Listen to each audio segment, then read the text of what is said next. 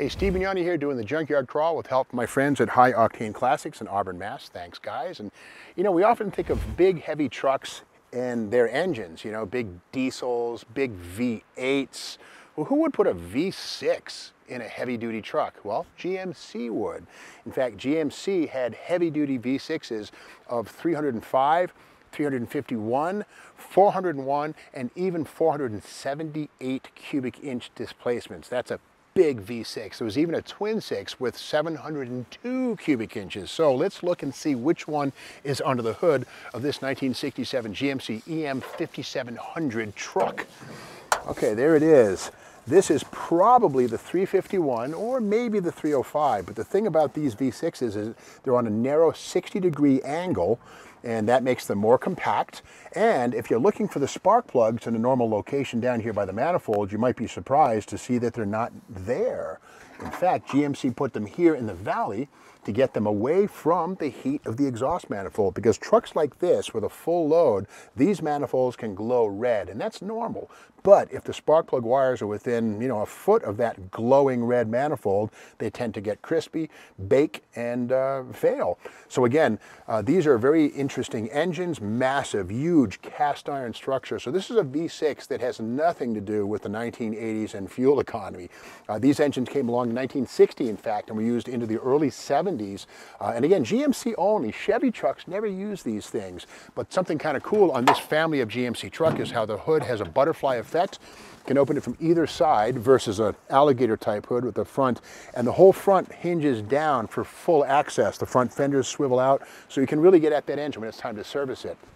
Now this, of course, as all trucks did at this time, has front drum brakes, stamped steel wheels, no 5-lug or 8-lug heavy duty stuff. This is a 5-ton truck, not a really heavy 8 or 10 truck, or 10-ton truck. But like all Chevy trucks and GMC trucks, there's a thing inside called the S.P.I.D, or the Service Parts Identification Decal. Let's go inside and see what we can learn. And before we dig into the S.P.I.D, we'll notice how this cab is similar to a cab on a Chevy pickup truck. Dimensionally, the doors are pretty close too, but the floor is very different. We can see that it's flat. There's no transmission tunnel because, again, this cab sits up much higher than it would on a pickup truck frame where it would have to clear the transmission. This does have a 5-speed manual transmission. The shifter has low, second, third, fourth, fifth, and reverse. So low is way over here, and then second, third, fourth, fifth. And again, you'd probably, I don't think you'd have to double clutch, not sure. Again, this is a synchronized manual transmission. But here is the S.P.I.D inside the glove compartment. There we go.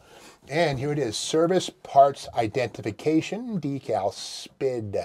Anyway, we start here. Model, it's an EM5700 wheelbase, 191, that's a long one. Has the Bud 6-stud front wheels, the FO55 front axle, the new process 5-speed transmission, auxiliary springs in the back, air cleaner, heavy duty, 5 identification lamps up on the roof, right-hand door lock, believe it or not, extra money for a door lock on the passenger side, 5,500-pound front springs, 2-quart oil filter, yep, oil bath air cleaner, 13-inch clutch, parking lamps, extended front bumper, X63. We'll get to that in a second. That's weird. X63, extended front bumper. That's strange. Make note. Engine, 305 V6. And again, the rear axle, by the way, 6:17 ratio. But again, with those tall tires, it names it down. Heater, vacuum reserve tank for the power brakes, spare wheel carrier, WC, I'm not sure, mirrors, cab handles to get in and out a little bit easier. 21,000 pound rear springs, which is what, 6 tons, right? 7 tons. Anyway, governor for the engine so it doesn't rev too high. 12-volt battery, of course. Rear direct signals and 5-inch by 15 rear brakes. That is a big brake drum. But back to that X63 extended front bumper. Let's take a peek at that. Climb down, and here's those cab handles. Optional, but so handy, literally. You can just sort of swing on down. Okay. Now the thing is, on the front of this, the bumper is a standard bumper. But if we look here on this GMC dealer brochure, we'll see that the bumper sits pretty much flat with the nose of the truck right there. And on the back, we see it again. The bumper is flush. Well, with X63, we'll see there's about 3 inches of space between the bumper and the front. And what that's usually for is so that vertical struts can be installed, which then would take an overhead rack for hauling pipe, for maybe an industrial pipe company or something like that. So X63 extended front bumper and the frame rails, again, this would be flush against the nose of the truck. But the beauty of this semi-cab forward design, and again, if you'll notice, the hood on this is kind of stubby compared to like certain other GMC trucks, is that these give you a 92-inch back of cab to front bumper distance. Of course, with that extra 3 inches, it's more like 95 inches. But again, on this family of GMC trucks and Chevrolet trucks, the semi-cab forward, it was all about that 92-inch bumper to back of cab distance, which made maneuverability in cities and tight quarters a lot easier than with the full-length nose type cab. Now, this is a long wheelbase. We saw that like 190-something inches. Extra long frame, 3-piece drive shaft. Again, a single tube running from that 5-speed transmission to the rear axle would be one long wobbling thing at speed.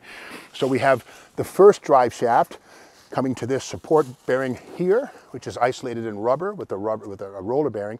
Second drive shaft here, going to yet another support bearing, and then from there to that rear axle with those super stiff gears. And again, these tires are ultra tall. They've got to be almost 3 feet tall, something like that. So these will tame that crazy rear axle ratio. So this thing actually goes down the road probably at something like 1900 RPM, you know, cruising and hauling that load.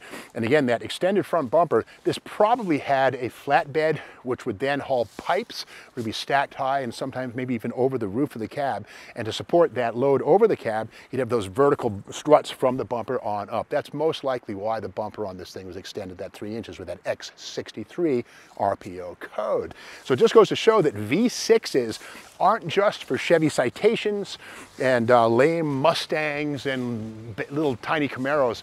They were actually built in huge size for GMC trucks like this one here. Now, if you like this video, be sure to subscribe to the Steve Maggs YouTube channel, and we'll be back tomorrow with more Junkyard Crawl.